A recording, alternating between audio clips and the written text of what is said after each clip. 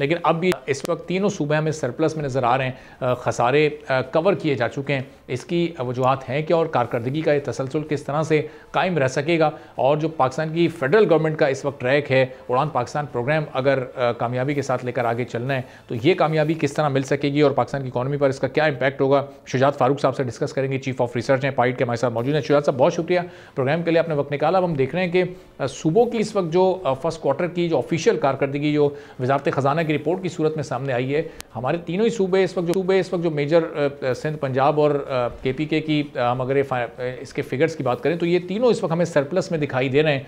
आमदन ज़्यादा है, अखराजात कम है, और वफाकी सतह पर जहाँ हम बड़े खसारे देखते हैं वहाँ भी अब एक ऐसा कदम उठाया गया है स्ट्रक्चरल रिफॉर्म्स का कि अब उसके भी ज़ाहिर फ़वाइद सामने आएंगे। सूबों की कारकर्दगी को किस तरह से उस पर आप तज्जिया करेंगे अपना? जी बहुत शुक्रिया जी। देखें, जो आप बता रहे हैं वो बेसिकली आप फाइनेंशियल कारकर्दगी पे बात कर रहे हैं कि जी के सूबों की पहले क्वार्टर में आमदनी और एक्सपेंडिचर सरप्लस में रहा है। देखें, अभी तक पाकिस्तान में अगर आप गवर्नेंस स्ट्रक्चर को देखेंगे तो मैं अभी तक ये कंक्लूड करूंगा कि शायद अभी तक हमारे पास कोई पैरामीटर ऐसे नहीं कि जिससे हम सूबों की कारकर्दगी को जज कर सके।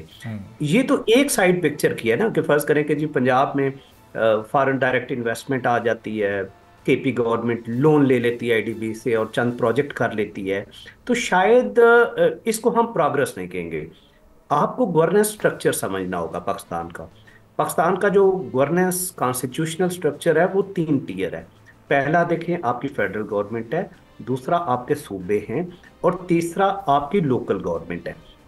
चैलेंज ये था कि 18th कॉन्स्टिट्यूशनल अमेंडमेंट से पहले जो रिसोर्सेज थे वो सबके सब फेडरल गवर्नमेंट के पास थे, और सूबे फेडरल गवर्नमेंट को देखते थे जब भी उनको नीड होती थी, और फेडरल गवर्नमेंट जब चाहती थी उनको फिर स्क्रू भी करती थी। 18th कॉन्स्टिट्यूशनल अमेंडमेंट के बाद जो हमारा 7th NFC अवार्ड आया, उसके बाद सूबों को एक सिग्निफिकेंट तकरीबन 57% से भी ज्यादा जो रेवेन्यूज है वो सूबों को जाते हैं।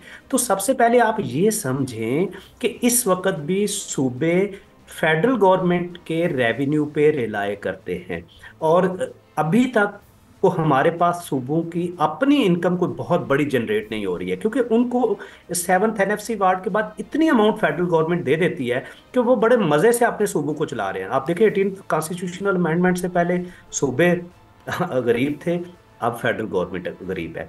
तो सूबे अभी तक बड़ी कुछ सीरियस, मैं आपको बताऊं, इफोर्ट नहीं कर रहे कि जहां पे वो अपने रेवेन्यूज को खुद एनहांस करें।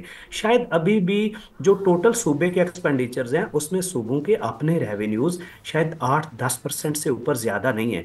आप देखें, सूबों एग्रीकल्चर इनकम टैक्स को देख लें, आपको बहुत से ऐसे टैक्सेस मिलेंगे जो कि सूबे की अथॉरिटी हैं, तो वो सूबों ने अभी तक नहीं लगाए। तो मेरे ख्याल से ठीक है, वो आप ये कह सकते हैं कि सूबों को जो पैसे मिले वो जो फेडरल गवर्नमेंट ने मोस्टली दिए वो उन्होंने खर्च नहीं किए हैं, लेकिन वो उनको सरप्लस बजट में ले गए, और वो डेफिनेटली फेडरल गवर्नमेंट की तरफ आएंगे। क्योंकि इस वक्त आप देखें, हम IMF के साथ जो एग्रीमेंट के अंदर गए हैं उसमें IMF आप सूबों के साथ भी निगोशिएट कर रहा है, क्योंकि IMF की डिमांड है कि हमने एग्रीकल्चर को टैक्स नेट में लेके आना है। तो जब तक हम सूबों के साथ निगोशिएट नहीं करेंगे, पंजाब और सिंध के अंदर बिल भी पास हो गया है, तो ये मेरे ख्याल से अभी शायद कारकर्दगी बहुत पहले की बात है। हाँ, हम उस तरफ चल पड़े हैं कि जहाँ पे थोड़ा सा सूबों ने एक कंपटीशन की तरफ चल पड़े हैं। हमारा चैलेंज क्या है?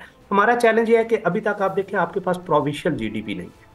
ठीक है, आप चाइना में चले जाए तो आपको हर शहर की इनकम मिलेगी, तो हमारे पास सिटी लेवल की इनकम नहीं है। सूबों का आपस में कंपटीशन नहीं है। हमारे पास कोई ऐसे इंडिकेटर्स नहीं कि जहाँ पे बहुत से सूबों में, अगर आप देखें सिंध में चले जाए तो पीपल्स पार्टी 2008 से गवर्न कर रही है, PTI का थर्ड टेन्योर है KP के अंदर, सेम पंजाब के अंदर PMLN है। तो क्या आपको कोई कंपटीशन नजर आ रहा है कि जहाँ पे ये अपनी कारकर्दगी दिखाएं जी, तालीम में, सेहत में, अपने रेवेन्यूज जनरेशन में, अपनी सिटीज की डेवलपमेंट में, रोजगार में? तो यहाँ पे अभी भी बड़ा वास्ट वेक्यूम है। और उसकी एक और आप चीज देखें कि 18th कॉन्स्टिट्यूशनल अमेंडमेंट एक अनफिनिश्ड डेवोल्यूशन है, कि उसके बाद लोकल गवर्नमेंट डेवलप होनी थी। तो किसी सूबे ने भी वो लोकल गवर्नमेंट को ट्रूली जेन्युइनली उस स्पिरिट के साथ इंप्लीमेंट नहीं किया।